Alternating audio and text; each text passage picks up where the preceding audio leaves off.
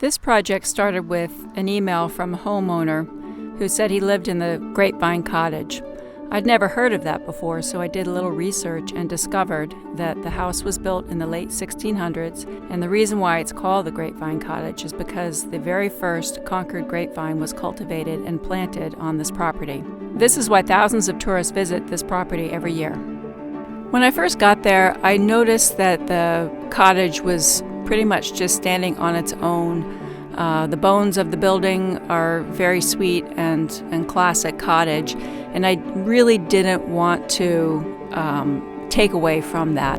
The overall vision I wanted to achieve with the space was to, first and foremost, create a functional layout for the homeowner to be able to use the property to its fullest. I wanted to figure out how pedestrian traffic would flow throughout the property, and I also wanted to make sure that I created a public and a private space. This property is viewed by thousands of people every year. And so it was really important to create a feeling of openness and welcome, but also with some of the hedging, I wanted to make sure that he had some privacy.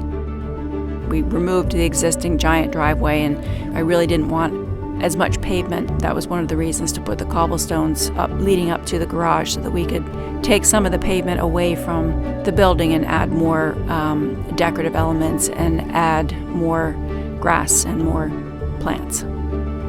The former homeowners had built the stone wall, but it wasn't quite long enough. We had to really cut the grade down on the side of the house to make space for the homeowner to have a patio. We decided to put in some boulders to hold the grade back and to create a separate level. And in doing that, it really made sense. It kind of flowed to have a natural stone fire pit installed, and the homeowner's really excited to have fires this fall.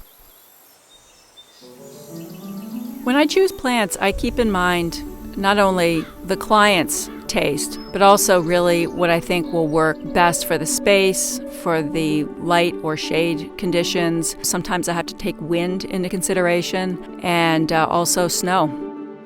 I'm really proud that we were able to create a design that honored the historical significance of the property while giving the homeowner private spaces to enjoy.